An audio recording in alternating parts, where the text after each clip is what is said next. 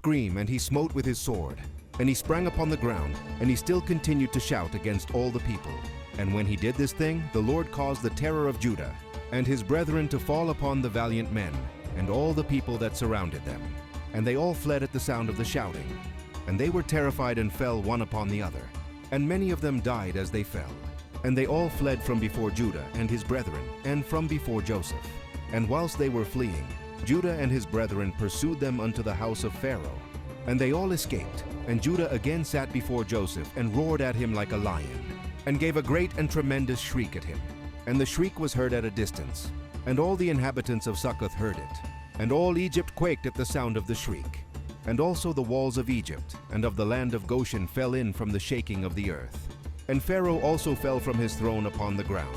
And also all the pregnant women of Egypt and Goshen miscarried, when they heard the noise of the shaking, for they were terribly afraid. And Pharaoh sent word, saying, What is this thing that has this day happened in the land of Egypt? And they came and told him all the things from beginning to end. And Pharaoh was alarmed, and he wondered and was greatly afraid. And his fright increased when he heard all these things. And he sent unto Joseph, saying, Thou hast brought unto me the Hebrews to destroy all Egypt. What wilt thou do with that thievish slave? Send him away, and let him go with his brethren. And let us not perish through their evil, even we, you and all Egypt. And if thou desirest not to do this thing, cast off from thee all my valuable things, and go with them to their land, if thou delightest in it.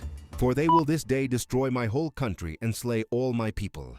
Even all the women of Egypt have miscarried through their screams. See what they have done merely by their shouting and speaking. Moreover, if they fight with the sword, they will destroy the land. Now therefore choose that which thou desirest, whether me or the Hebrews, whether Egypt or the land of the Hebrews. And they came and told Joseph all the words of Pharaoh that he had said concerning him. And Joseph was greatly afraid at the words of Pharaoh and Judah. And his brethren were still standing before Joseph indignant and enraged. And all the sons of Jacob roared at Joseph, like the roaring of the sea and its waves.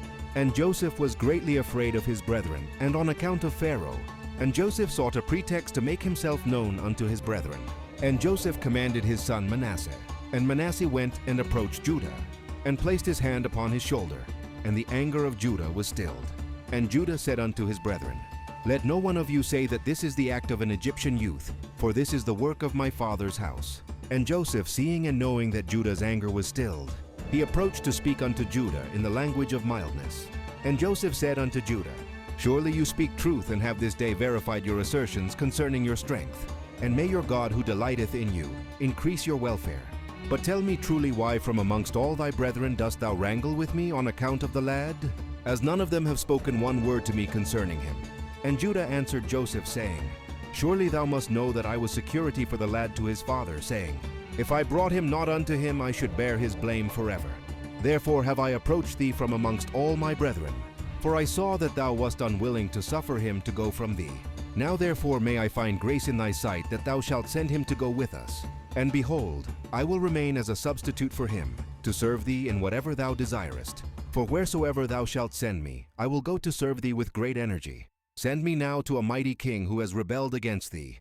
And thou shalt know what I will do unto him and unto his land. Although he may have cavalry and infantry, or an exceeding mighty people, I will slay them all, and bring the king's head before thee. Dost thou not know, or hast thou not heard, that our father Abraham with his servant Eliezer smote all the kings of Elam with their hosts in one night? They left not one remaining? And ever since that day our father's strength was given unto us for an inheritance, for us and our seed forever. And Joseph answered and said, You speak truth, and falsehood is not in your mouth. For it was also told unto us that the Hebrews have power, and that the Lord their God delighteth much in them. And who then can stand before them?